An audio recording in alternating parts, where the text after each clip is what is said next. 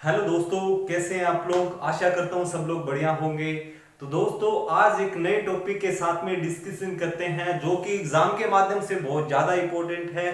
तो आप देख सकते हो taking site for taking temperature. जो हम टेम्परेचर लेते हैं वो कौन सी साइट से लेते हैं, उनकी क्या साइट रहती है, उसकी अलग अलग साइट रहती है। तो दोस्तों, यहां से एग्जाम में क्वेश्चन बनते रहते हैं, रिपीट होते रहते हैं, छोटे मोटे क्वेश्चन यहां से रिपीट होते रहते हैं। तो देखते हैं आज यहां से कैसे क्वेश्चन बनते हैं। तो मैं आशा करूंगा दोस्तों, मैं आज आपको ये सिखाऊंगा कि मैं बहुत बढ़िया ट्रिक आपके लिए लेके आया हूं। तो बहुत बढ़िया ट्रिक के साथ में मैं आपको अलग अलग जो वैल्यू रहती है, जो टेम्परेचर की अलग अलग वैल्यू रहती है, वो मैं आपको बताऊंगा। एग्जाम में क्या होता है, एग्जाम में आप कंफ्यूज हो जाते हो। क्या हो जाते हो? कंफ्यूज हो जाते हो। इसलिए जो इनकी जो वैल्यू रहती है ना, जो इनकी वैल्यू रहती है वो ऊपर नीचे कर देते हो आप, तो वो आंसर आपका जो क्वेश्चन है वो आपका गलत हो जाता है। तो वो आज कैसे करेंगे मैं आपको बताता हूं। तो ये दिया हुआ है साइट फॉर टेकिंग टेम्परेचर। हम जो फीवर है, जब फीवर होती है तो टेम्परेचर चेक करते हैं। टेम्परेचर चेक करते हैं तो वो कैसे कैसे चेक करते हैं, वो बहुत जरूरी है। एक नर्सिंग ऑफिसर को ये काम आना चाहिए। जो एएनएम का पेपर है 1 तारीख को, यहां से क्वेश्चन एक दो क्वेश्चन जरूर देखने के लिए मिलेगा, आप याद रखना। तो इनको हल्के में ना लेना। तो मैं बताता हूं, सबसे पहले माउथ से भी हम चेकिंग कर सकते हैं। माउथ से हम क्या कर सकते हैं, टेम्परेचर चेक कर सकते हैं। दूसरा मैं बात करूं तो हम एक्जिला से चेक कर सकते हैं। कहां से चेक कर सकते हैं? एक्जिला से कर सकते हैं। तीसरा मैं बात करूं दोस्तों तो रेक्टल टेम्परेचर हम ले सकते हैं।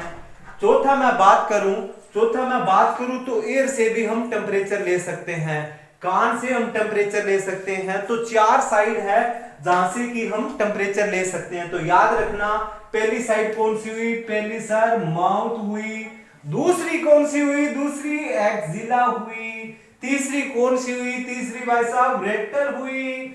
चौथी कौन सी हुई? चौथी हुई फोर्थ नंबर की जो होने वाली है वो एयर। कान से भी हम टेम्परेचर ले सकते हैं। कान से भी हम फीवर चेक कर सकते हैं। ये question BHU Baba Farid university of health science Faridkot का क्वेश्चन है। ये दोस्तों कैसे क्वेश्चन आया था मैं बता देता हूं। ये ऑफलाइन एग्जाम हुआ था, उसका एयर का कान का डायग्राम आया था और टेम्पेनिक मेम्ब्रेन पूछा गया था। ये टेम्पेनिक मेम्ब्रेन है, ये क्वेश्चन आया हुआ था। ये टेम्पेनिक मेम्ब्रेन पूछा गया था। टेम्पेनिक मेम्ब्रेन कहां होती है? तो आप याद रखना, ये कान में होती है। कान में जहां एयर ड्रम होता है उसी को हम टेम्पेनिक मेम्ब्रेन बोल देते हैं। क्या बोल देते हैं? टेम्पेनिक मेम्ब्रेन बोल देते हैं। कितनी साइड हुई सर? 4 साइड हुई इनका। अब मैं बात करूं नॉर्मल जो टेम्परेचर है वो कितना रहता है। नॉर्मल आपको मैं एक ट्रिक बता देता हूं। आप ऐसे रखना, याद रखना 97 से। कहां से? 97 से याद रखना। आप कितना? 97.6। कहां से? 97.6 फारेनहीट। क्या? फारेनहीट। ये वैल्यू आप याद रखना, एक ही वैल्यू याद रखना। क्या रखना? एक वैल्यू याद रखना।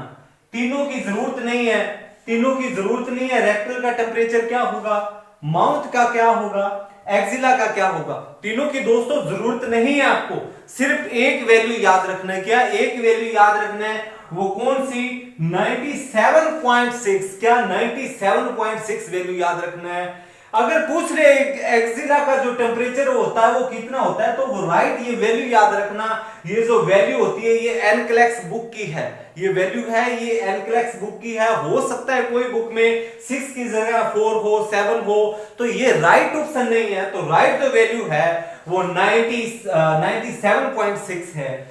तो याद रखना, अगर पूछ ले ये ट्रिक आप ऐसे बना लेना, डायग्राम बना लेना, ये डायग्राम बना लेना माउथ का, एक्जिला का, रेक्टल का। तो एक्जिला आप लिखना 97.6। अगर पूछ ले आप माउथ का पूछ ले तो आप याद रखना इसमें 1 प्लस कर देना। कितना? 1 प्लस कर देना। 1 प्लस करोगे तो यहां कितना आ जाएगा?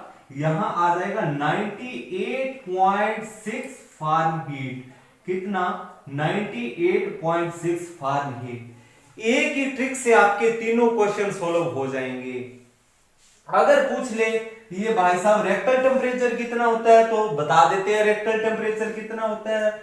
इसमें 2 डिग्री है वो बढ़ा देना, 2 डिग्री बढ़ा देना, 2 डिग्री उसमें जोड़ देना, तो कितना हो जाएगा, ये हो जाएगा 99.6। कितना 99.6 फारेनहीट। कितना फारेनहीट। ये रेक्टल टेम्परेचर हुआ, ये एक्सिला का टेम्परेचर हुआ, ये माउथ का टेम्परेचर हुआ। तो याद रखना दोस्तों, ये वैल्यू आप भूल ना जाना। वैल्यू ये पूछ ले, अगर ये क्वेश्चन आया हुआ है, मैं आपको बता देता हूं, माउथ और एक्सिला के बीच में जो टेम्परेचर की वेरिएशन रहती है वो कितनी रहती है, तो आपको बताना है ये +1 फारेनहीट की रहती है। 1 डिग्री का इसमें फासला रहता है। और जो एक्सिला और रेक्टल का रहता है वो 2 डिग्री का रहता है। वो कितना रहता है, 2 डिग्री का। यहां से भी ऐसे भी क्वेश्चन बन सकते हैं, तो कंफ्यूज ना होना, इसको अच्छे से रीड करना, इसको अच्छे से ऐसे कैसे नोट्स बनाना। तो मैं आपको श्योर ये कहता हूं, आपका क्वेश्चन टेम्परेचर से रिलेटेड कभी गलत नहीं होगा, कभी गलत नहीं होगा। आगे मैं बात करूं तो ये एयर का ये बहुत ही एडवांस मेथड है। इसके लिए एक अलग से थर्मामीटर आता है जो कि कान में लगाते हैं, और कान में लगाते ही 2 सेकंड में फीवर का पता लग जाता है। पेशेंट को पता लग जाता है इसको फीवर है या नहीं है, फीवर है या नॉर्मल टेम्परेचर है, तो इसका पता लग जाता है। ये एक एडवांस मेथड है। ये टेम्पैनिक मेम्ब्रेन जो यहां से चेक करते हैं, ये एडवांस मेथड है। तो ये कहां होता है, ये जो एडवांस हॉस्पिटल होते हैं, जो स्पेशलिस्ट हॉस्पिटल होते हैं, वहां पर ये थर्मामीटर देखने के लिए मिलता है। अब और मैं आपको बता देता हूं कहां से क्वेश्चन बनते हैं, कहां से क्वेश्चन बन सकते हैं, तो मैं बता देता हूं, टाइम से पूछ लेते हैं। जब हम माउथ से हम फीवर चेक करते हैं, करते हैं, तो कितने टाइम तक थर्मामीटर अंदर लगा के रखेंगे। कहां लगा के रखेंगे, जीभ के नीचे लगा के रखेंगे। कहां लगा के रखेंगे, टंग्स के नीचे लगा के रखेंगे। वाई टंग्स के नीचे क्यों लगाएंगे, टंग्स के लगाने का रीजन क्या है, क्योंकि सर टंग्स के नीचे इसलिए लगाते हैं क्योंकि यहां पर ब्लड की सप्लाई होती है, वो काफी हद तक नॉर्मल बॉडी से ज्यादा होती है। रिच ब्लड सप्लाई कहां होती है, टंग्स के नीचे होती है, इसलिए हम माउथ से टेम्परेचर लेते हैं।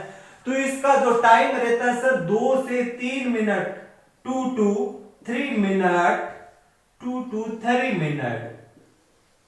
2 से 3 मिनट तक हम थर्मामीटर लगा के रखेंगे, फिर सही रीडिंग आएगी। ये बात कोई ठीक है। अब आगे मैं बात करूं एक्सिला की बात करूं तो मैं कितना टाइम लगा के रखूंगा। अरे भाई, मैं अगर एक्सिला से मैंने बुखार चेक किया, फीवर चेक किया, तो मैं 5 मिनट तक लगा के रखूंगा। कितना, 5 मिनट तक थर्मामीटर लगा के रखूंगा, फिर मेरे को सही रीडिंग आएगी। अगर मैंने 1 मिनट लगाया तो सही रीडिंग नहीं आएगी, 2 मिनट लगाया तो सही रीडिंग नहीं आएगी। मैं एक्सिला से चेक करूंगा तो मैं 5 मिनट पूरे लगाऊंगा, तब सही रीडिंग आएगी। अगर मैंने माउथ से चेक किया तो मैं 2 से 3 मिनट लगाऊंगा, फिर सही रीडिंग आएगी। अगर मैं रेक्टल से बात करूं तो रेक्टल से कितनी देर मैं रखूंगा, रेक्टल से मैं रखूंगा, ये वाली वैल्यू मैं याद रखूंगा, मैं 2 मिनट लगा के रखूंगा। कितने मिनट, 2 मिनट लगा के रखूंगा मैं। और ये सवाल बहुत बार एग्जाम में पूछा गया, जब हम रेक्टल टेम्परेचर चेक करते हैं तो जो थर्मामीटर होता है वो कितना इंसर्ट करेंगे हम लोग करेंगे 1 से 1.5 इंच। कितना, 1 से 1.5 इंच जो थर्मामीटर है वो इंसर्ट करेंगे। तो ये भी याद रखना, 1 से 1.5 इंच इतना हम ये थर्मामीटर है ये इंसर्ट करेंगे। तो ये वैल्यू याद रखना, 2 मिनट तक, 5 मिनट तक, 2 से 3 मिनट तक। ठीक है। तो आगे मैं बात करूं कौन सी कंडीशन में माउथ से हम टेम्परेचर नहीं लेंगे, कौन सी कंडीशन में कॉन्ट्रा इंडिकेशन रहता है, क्या माउथ से टेम्परेचर लेना। तो आप याद रखना एक जो बच्चा होगा जिसकी उम्र 6 साल होगी, जिसकी उम्र 6 साल होगी, क्या होगा, बच्चा होगा, क्या होगा, बच्चा होगा। तो इसकी जो नीचे की उम्र होगी, 6 साल की जो नीचे की उम्र होगी, उसे हम माउथ से टेम्परेचर नहीं लेंगे, कभी नहीं लेंगे। 6 साल के नीचे का जो बच्चा है उसमें कॉन्ट्रा इंडिकेशन रहता है, क्या, माउथ से टेम्परेचर लेना। क्योंकि बच्चे को नॉलेज नहीं होती, जब हम माउथ में अगर थर्मामीटर लगा दिया तो बच्चे को क्या स्नीजिंग हुई या उसको कफिंग हो रही है, या उस बच्चे को पता नहीं है, वो निगल जाएगा। थर्मामीटर टूटने का डर रहता है मुंह के अंदर, अगर टूट गया तो उसमें क्या होता है, मरकरी होती है। जो मरकरी होती है वो क्या होती है, बहुत डेंजरस होती है। मरकरी क्या होती है, बहुत ही डेंजरस होती है। अगर उसको निगल लिया, स्टमक में चला गया, तो साथ के साथ क्या होगी, डेथ हो जाएगी। साथ के साथ क्या हो जाएगी, डेथ हो जाएगी।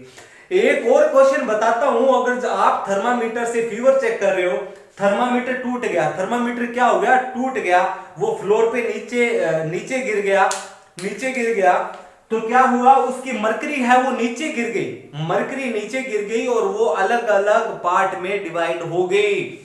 तो एज ए नर्सिंग ऑफिसर, आप वहां पे नर्सिंग ऑफिसर हो, आप उस मरकरी का क्या करोगे,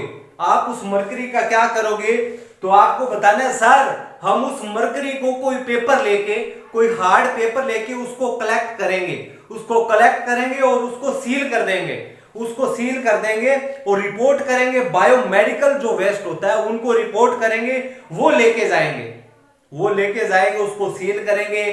कलेक्ट किससे करेंगे, कलेक्ट सर हाथ से नहीं करेंगे, हम लोग करेंगे सर पेपर से करेंगे। किससे करेंगे, पेपर से करेंगे। तो ये याद रखना, बहुत इंपॉर्टेंट क्वेश्चन है। आगे मैं बात करूं, एक तो ये 6 साल के नीचे की उम्र का बच्चा है, उससे हम माउथ से टेम्परेचर नहीं लेंगे। दूसरा, अगर पेशेंट ने ब्रश किया है, ब्रश किया है, तो हम टेम्परेचर फेस से नहीं ले सकते, 20 मिनट वेट करेंगे। दूसरी मैं बात करूं, पेशेंट ने जर्दा लगाया है, तंबाकू लगाई है, पेशेंट ने स्मोकिंग की है, तो हम माउथ से नहीं लेंगे। दूसरी मैं बात करूं, अगर पेशेंट को क्या आते हैं, चक्कर आते हैं, पेशेंट को चक्कर आ रहे हैं, तो भी हम क्या है, माउथ से नहीं लेंगे।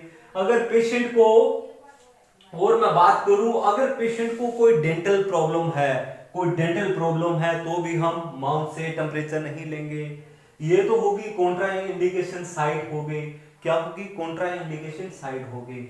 अब आते हैं एक्जिला पे क्या होता है, यहाँ पे एक्जिला के अंदर कोई इन्फेक्शन हुई है या कोई ट्यूमर बना हुआ है, तो हम यहाँ से क्या है, टेम्परेचर नहीं लेंगे।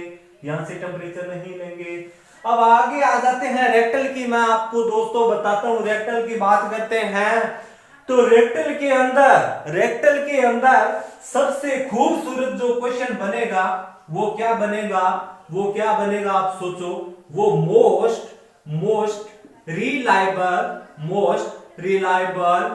मेथड है। ये मोस्ट रिलायबल मेथड अगर आपसे पूछ ले, तो क्या है, रेक्टल है। क्या है, रेक्टल मोस्ट रिलायबल मेथड है किसका, टेम्परेचर लेने का। अगर मोस्ट कॉमनली कौन सा यूज होता है, तो सर माउथ से ज्यादा चेक करते हैं हम लोग। जहां पे भी देखते हैं माउथ से टेम्परेचर ले लो, रेक्टल तो कहीं से होते हैं, बट ये मोस्ट रिलायबल होता है, ये बिल्कुल परफेक्ट वैल्यू देता है। अब मैं आपको बता देता हूं दोस्तों, ये जो रेक्टल टेम्परेचर है ना, ये किन किन कंडीशन में हम नहीं ले सकते। अगर पेशेंट को क्या हुआ, लूज मोशन लगे हुए हैं, पेशेंट को डायरिया की कंडीशन है, पेशेंट को रेक्टल इन्फेक्शन हुआ है, तो हम यहां से क्या हुआ, रेक्टल से टेम्परेचर नहीं ले सकते। आशा करता हूं दोस्तों कि आपको जो मैंने समझाया वो बहुत ही अच्छे तरीके से समझ में आ गया होगा। अगर मैं बात करूं, जो ईयर से हम लोग टेम्परेचर लेते हैं, सर ये जो थर्मामीटर लगाते हैं, टेम्पेनिक मेम्ब्रेन के साथ में जो थर्मामीटर लगाते हैं, ये कितनी देर में रिजल्ट देगा? तो ये विद इन क्या भाई, विद इन 2 सेकंड के अंदर, कितना 2 सेकंड के अंदर, 2 सेकंड के अंदर आपको बता देगा पेशेंट को फीवर है या नहीं। तो एक क्वेश्चन ये बना टिम्पैनिक मेम्ब्रेन से।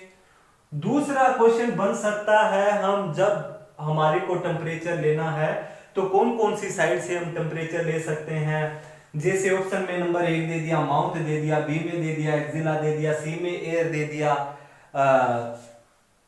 फोर्थ पे कुछ और दे दिया। फोर्थ पे मैं बात करूं फोर्थ पे जैसे कि चेस्ट से दे दिया, या कोई और भड़काऊ सा कोई एग्जामिनर ने कोई ऑप्शन डाल दी, तो याद रखना वो ऑप्शन गलत होगी।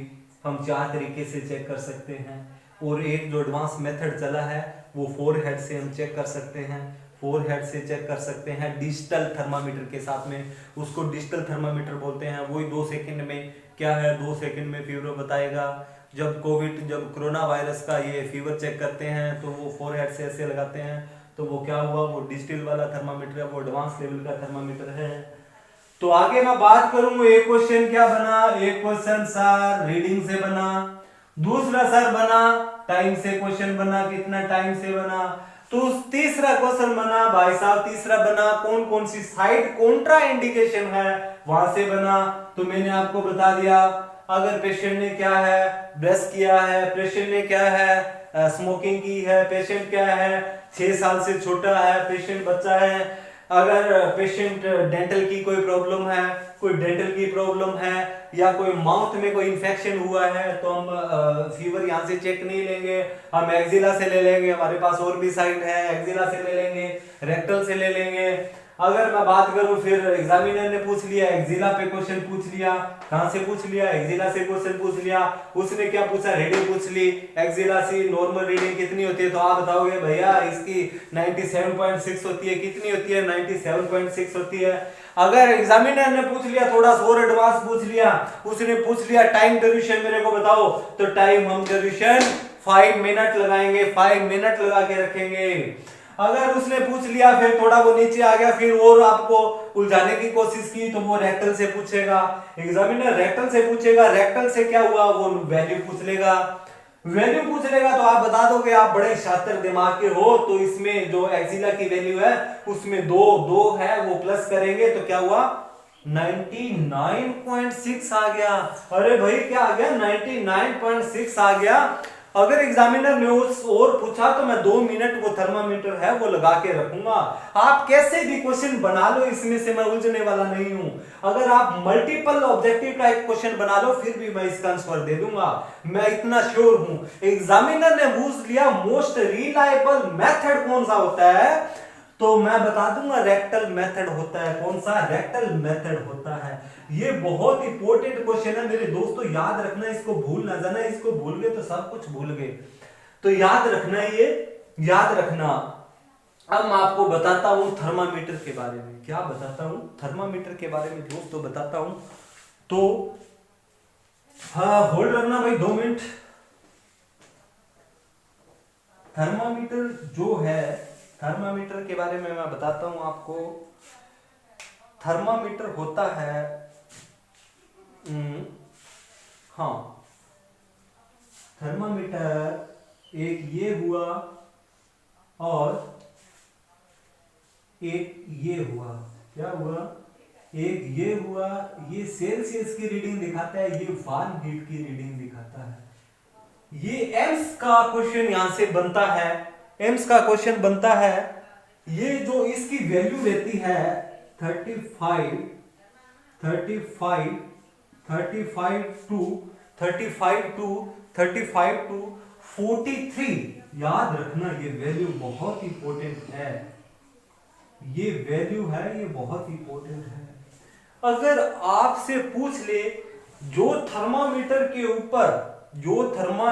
ऊपर जो रीडिंग दी होती है वो कहां से लेकर के कहां तक खत्म होती है। अगर सेल्सियस की बात करूं तो आप बताओगे सर वो 35 से लेकर के 43.3 सेल्सियस होती है। क्या होती है, 35 टू 43 3.3 सेल्सियस होती है। ये रीडिंग पूछ ली थी, एम्स ने पूछ ली थी।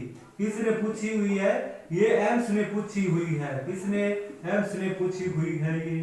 ये क्वेश्चन आया हुआ है 2016 में। अगर फारेनहीट का पूछ ले, ये तो बात होगी सेल्सियस की हो गई। फारेनहीट की मैं पूछ लूं तो आप बताओगे 95 डिग्री टू 110 डिग्री फारेनहीट। जो मैक्सिमम रहती है वो 110 डिग्री तक बताता है थर्मामीटर, और जो मिनिमम जो रहती है वो 95 डिग्री फारेनहीट बताता है थर्मामीटर। थर्मामीटर पे दोस्तों कभी भी आप उठा के थर्मामीटर को ऐसे देखोगे, थर्मामीटर को आप ऐसे देखोगे तो उस पे रीडिंग लिखी हुई होती है। उसमें क्या होती है? रीडिंग होती है। उसमें क्या होती है? रीडिंग होती है। रीडिंग होती है तो जो सेल्सियस की मैं बात करूं, सेल्सियस की अगर मैं बात करूं तो ये रीडिंग होती है। क्या रीडिंग होती है? 35 से लेकर 43.3 डिग्री सेल्सियस तक होती है। उससे नीचे वाली रीडिंग होती है वो होती है फारेनहीट हमारे को बताती है। क्या बताती है? फारेनहीट। वो होती है 95 से लेकर के 110 डिग्री फारेनहीट तक। क्या होता है? 95 से लेकर के 110 डिग्री तक। तो दो क्वेश्चन ये धमाकेदार क्वेश्चन यहां बनते हैं, आप याद रखना। क्या बनते हैं? धमाकेदार क्वेश्चन बनते हैं। क्या है? धमाकेदार क्वेश्चन बनते हैं। तो अगर देखो, एक बहुत आपको शानदार बात बताता हूं, आप दिमाग में रखना। अगर आपके पास पेशेंट है, आपके पास क्या है? पेशेंट है, वो काफी इल पेशेंट है, काफी सीरियसली उसको एंड स्टेज पे है ना, एंड स्टेज पे है या सीरियसली पेशेंट है, तो जब हम फीवर चेक करेंगे ना, जब हम फीवर चेक करेंगे तो उसका कंटिन्यू फीवर चेक करेंगे। हम कंटिन्यू किस मेथड के साथ में करेंगे? किस मेथड के साथ में करेंगे? जो इसमें गैप रहेगा वो 4 घंटे का रहेगा। हर 4 घंटे बाद में उसका टेम्परेचर लेना है। किसका लेना है? पेशेंट का लेना है। कौन से पेशेंट है? वो सीरियसली इल है, वो बीमार है, बहुत ज्यादा मतलब सीरियस कंडीशन में है, तो हर 4 घंटे बाद में उसका टेम्परेचर नोट होना चाहिए नर्सिंग ऑफिसर के पास में। याद रखना, अगर पेशेंट ठीक है, नॉर्मली है, मतलब सीरियस नहीं है, तो उसका जो टेम्परेचर लेने का जो मेथड रहता है वो मॉर्निंग और इवनिंग, 2 टाइम हम टेम्परेचर उसका लेंगे। एक तो मॉर्निंग लेंगे, एक इवनिंग लेंगे। हमारे पास 2 टेम्परेचर उसके नोट होने चाहिए। मॉर्निंग का टेम्परेचर नोट होना चाहिए, इवनिंग का टेम्परेचर नोट होना चाहिए। 2 टेम्परेचर होना चाहिए। अगर पेशेंट सीरियस है तो हर 4 घंटे बाद में टेम्परेचर मैं नोट करके लिखूंगा। तो ये नर्सिंग की प्रायोरिटी है, नर्सिंग ऑफिसर की प्रायोरिटी है, आप ध्यान में रखना। मेरे हिसाब से मैंने ये जो साइट है, टेम्परेचर लेने की साइट है, ये मैंने करवा दी है। जो एग्जाम में क्वेश्चन पूछेंगे वो यहीं से क्वेश्चन आएंगे, इससे बाहर नहीं आएंगे। अगर